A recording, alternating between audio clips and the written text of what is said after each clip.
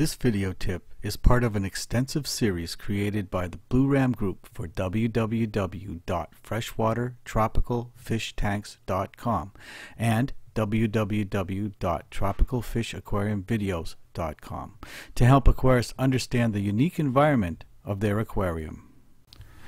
The aquarium is not a power-hungry system, although it does use quite a number of sockets to operate the various units that are required for the life and health of the fish.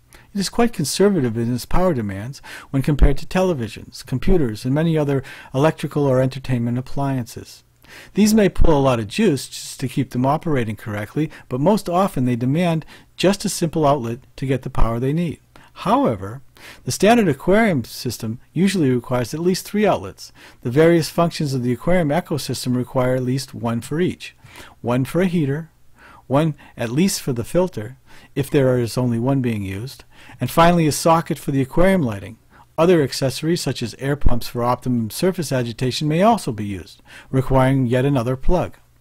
Even with all these required outlets, if one considers the electrical requirements of a 10 to 30 gallon aquarium, they are still quite minimal. Even with the 150 watt heater, the electrical requirements for a fully operating aquarium would be about 150 watts for the heater, 6 to 12 watts for the filter. If dual filtration is used, add another 6 to 12 watts to the hourly power consumption, 15 to 20 watts for a fluorescent canopy, 6 to 12 watts for an air pump if the system has one of these installed as well. When the heater is running, the total requirements would be a maximum of 182 watts without a secondary filter or the use of an air pump. Add in a maximum of 24 more watts per hour if those are used as well. This situation with extra filter and even an air pump is actually rare these days. Now, consider that the heater rarely works a lot over the space of an hour. When the correct temperature has been reached and is properly set. When that is the case, it only burns energy when it heats, which is only occasionally, and the thermostat requires it to run. Otherwise, the energy consumption of a lit aquarium is up to 32 watts for a 20 watt bulb and a 12 watt filter.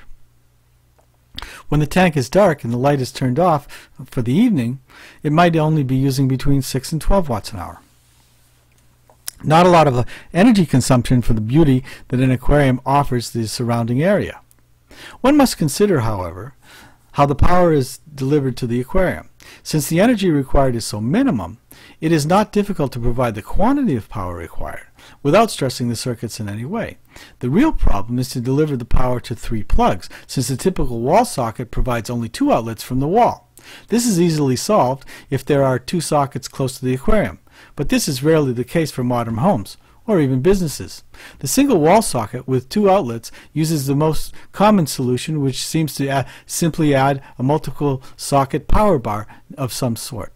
The problem here is that the most common installation of the units have them lay on the floor, directly beneath the aquarium to keep them out of the way.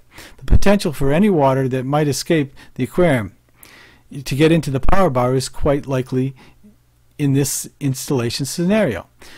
This offers a lot of potential for an electrical fire should free water somehow get into the hot electrical parts and short. In the previous tip 11, the importance of a drip loop, we had mentioned the real need for a drip loop to be in place at all times. Leaving a power bar on the floor defeats the possibility of an effective wire drip loop being formed and kept available over the life of the system. In most cases, unless the power bar is mounted on the wall or suspended above the floor in some way, there is the potential for problems to occur with this solution. We prefer to use a 6-outlet adapter to be plugged over the actual wall socket. Since the electrical draw is so low anyway, there's little, if any, danger of overloading the outlet when the 3 of the 5 sockets are filled with the aquarium equipment. We don't recommend using any remaining outlets for anything else than the aquarium appliances to ensure there is never any danger from power consumption. The benefit here is that by using a wall socket adapter, the configuration ensures there is a good possibility that the drip loops that are so essential are always in force, and they remain that way over the lifetime of the fish tank. This video tip is part of our ongoing Blue Ram Group project. As the video becomes available, each will be mounted within the FAQ section of the websites.